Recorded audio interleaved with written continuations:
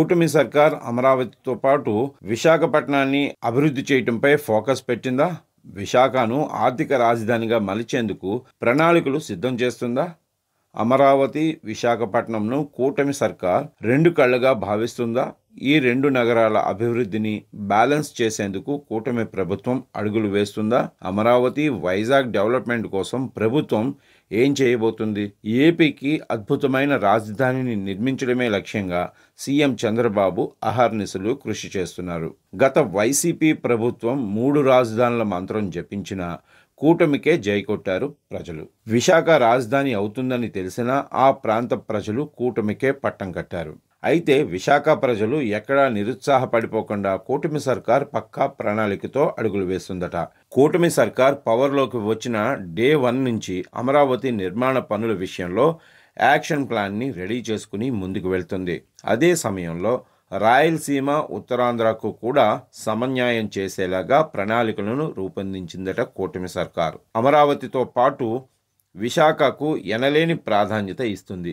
విశాఖను ఐటీ హబ్గాను, పారిశ్రామిక కేంద్రంగాను తీర్చిదిద్దటానికి ఉన్న అన్ని అవకాశాలను వాడుకుంటుంది. అలా విశాఖపట్నం వాసుల కలలను నెరవేర్చే పనిలో సక్సెస్ అవుతుందని లోకల్ టాక్.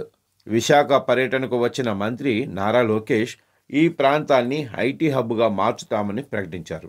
విశాఖలో రానున్న 5 ఏళ్లలో ఏకంగా 5 లక్షల ఐటీ ఉద్యోగాలు వచ్చేలాగా చూస్తున్నామని ఆయన చెప్పారు. అంతర్జాతీయ నగరంగా, ఆర్థిక రాజధానిగా విశాఖను తీర్చిదిద్దుతామన్నారు. విశాఖ ఏపీకే గొప్ప నగరంగా ఉంటుందని ఆయన హామీ ఇచ్చారు. విశాఖ గురించి గొప్పగా చెప్పడమే కాకుండా విశాఖకు కూటమి ప్రభుత్వం ఏం చేసింది, ఏం చేయబోతుంది అనే క్లారిటీ ఇచ్చేశారు లోకేష్.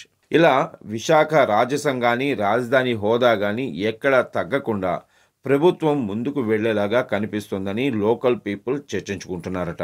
మంత్రి లోకేష్ మాత్రం విశాఖ అభివృద్ధిపై ఫోకస్ పెడితే సీఎం చంద్రబాబు అమరావతి గురించి ఎక్కువగా చెబుతుంటారు. ఏ సభకు వెళ్ళినా, ఏ కార్యక్రమానికి వెళ్ళినా అమరావతి అద్భుతంగా తీర్చిదిద్దుతామని చంద్రబాబు ప్రస్తావిస్తారు. ఇలా 2 నగరాలను డెవలప్ చేసేలాగా కూటమి సర్కార్ దూసుకెళ్తుందని అన్ని వర్గాలు చర్చించుకుంటున్నాయి. ఈ విషయంలో విశాఖ జనాలు కూడా ఫుల్ ఖుషి అవుతున్నారట.